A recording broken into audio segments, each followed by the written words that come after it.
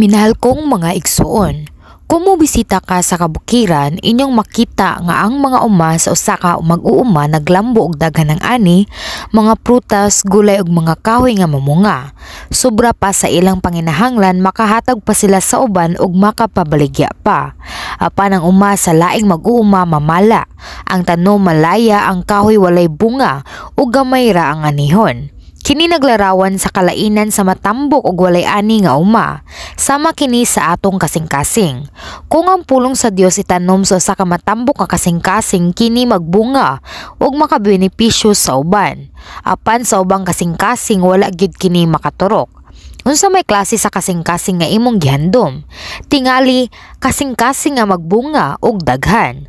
Nagampo ko sa ngalan sa Ginoo nga ang inyong mga kasing-kasing mahimong sama sa matambok nga yuta ug mag-ani sa daghan. Gipakita ni Jesus ang upat ka klase sa kasing-kasing. Ang dalan batuhon nga yuta, tunokon ug maayong yuta.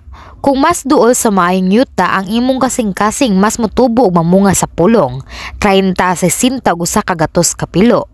Apan aron mamunga ang yuta kinahanglan ka kultibaron. Kinahanglan masayran nato ang kahimtang sa atong kasing-kasing ug gamiton ang hustong tools aron mapalambo kini. Busa paminaw pag-ayo.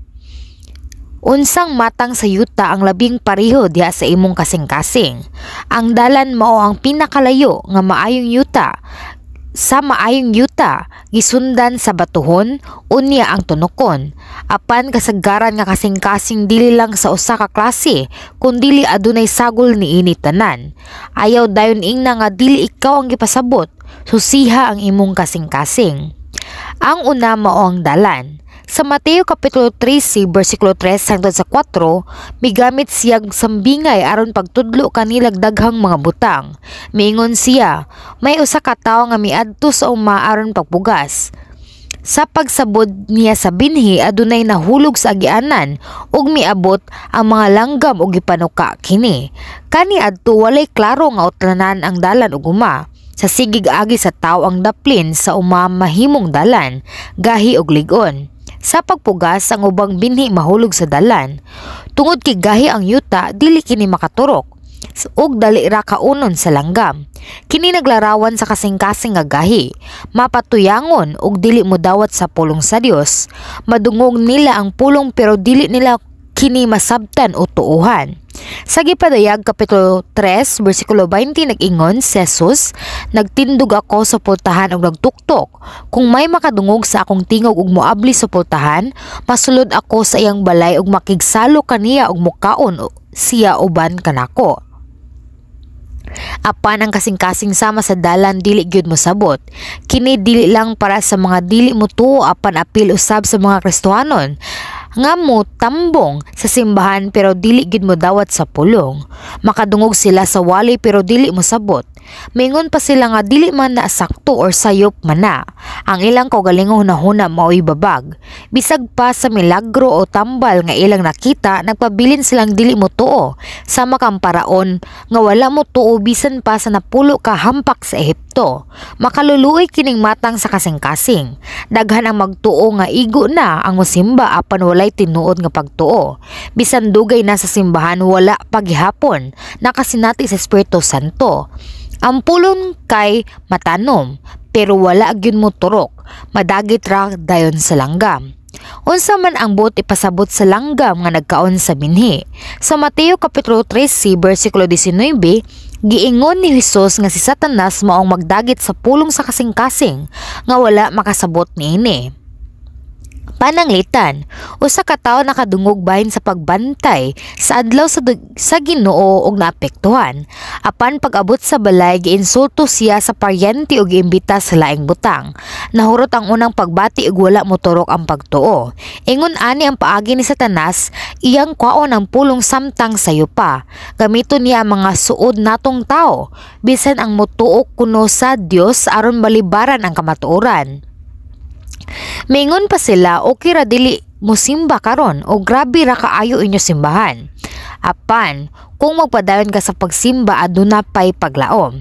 Apan ang uban mapugos, muhawa og musukol pa sa ilang mga kaliwat nga matinud-anon.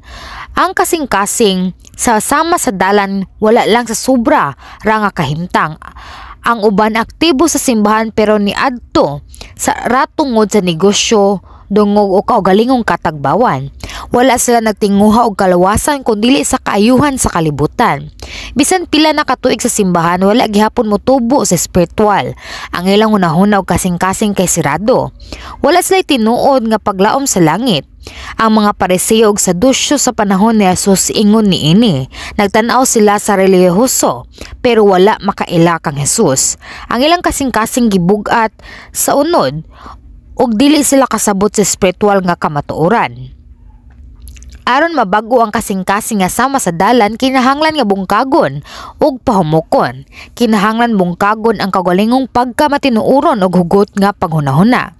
Sa ikaduhang Korinto kapitulo 10 bersikulo 5, gipukan namo ang tanang baba nga gigamit sa mapagarbuhon batok sa kahibalo mahitungod sa Dios o gibihag namo ang tanang hunahuna o gipasunod kang Kristo. Ang mga butang sa kalibutan sama sa teorya sa ebolusyon makakontra sa kamatuoran sa Dios. Kinahanglan biyaan kini aron madawat ang pulong. Kung ang kasing-kasing puno sa garbo o lingbong, lisod kaayo madawat sa pulong. Kinahanglan unang bungkagon ang dautan sulod sa kasing-kasing. Unya ra bungkagon ang mga hunahuna nga nagpugong sa pagtuo. Ang dautan sa kasing-kasing nagpukaw sa mga hunahuna sa unod ug nagpugong sa pagtuo. Ang limbo nga kasing-kasing dali ra mosuspek bisan sa tinuod. Sa Roma kapitulo 8 bersikulo 7, ang hunahuna sa unod kaaway sa Dios, dili kini magpasakop sa balaod sa Dios. Lisod moingon og amen ang kasing-kasing sama sa dalan gibug-at na sa daghang katuigan sa sayop ug sala. Dili pareho sa kasing-kasing nga bug-at lang sa gawas pero humok sa sulod. Ang kasing-kasing sama sa dalan gahi gyud hangtod sa sulod, sama sa yelo nga bug-at ug lapad. Kinahanglan og dugay o ginahinay nga pagbungkag. Kung ang pulong musupak sa imong nahuna, pangutan-a ang imong kaugalingon. Tinuod ba gyud nga husto ko? Kinahanglan magbuhat ka og maayo aron hatagan ka sa Dios og grasya. Bisan ang dugay na sa pagtuo say magampo paghihapon nga makabaton og tinuod nga espiritual nga pagtuo. Og kini maayo, kay mas maayo pa kini kaysa sa walay pagbuhat. Ang mga pamilya ug mga magbubuhat sa simbahan kinahanglan magampo og magiya kanila. Sa panahon, moturok ra gihapon ang binhi sa pulong. Minahal kong mga igsuon, bisan gamay ra ang bunga, pasalamat ta kung ang binhi miturok. Nagpasabot nga miturok ang tinuod nga pagtuo. Ang tanang kahago ug luha mahimong naay pulos kung ang usak nga sirado nga kasing-kasing musulti nga gusto na niya mosimba. Dako ang ganti sa langit para sa mga magwawali nga nagdala sa mga kasing-kasing nga ingon niini ngadto sa pag-ayo ug tubag sa pag-ampo. Sa pagduol sa pagbalik sa Ginoo, nagkadaghan ang mga kasing-kasing nga sama sa dalan. Magbuhat ta sa pag-evangelize ug pag-ampo nga makasalba sa mga kalag. Pinaagi sa gahom sa Dios, hinaot nga imong kultibaron ang imong kasing-kasing ug magbunga sa 30 sa 60 usa ka gatos kapilo. Nagampo ko nga motubo kamo nga matinud-anong mga Kristohanon. Amen.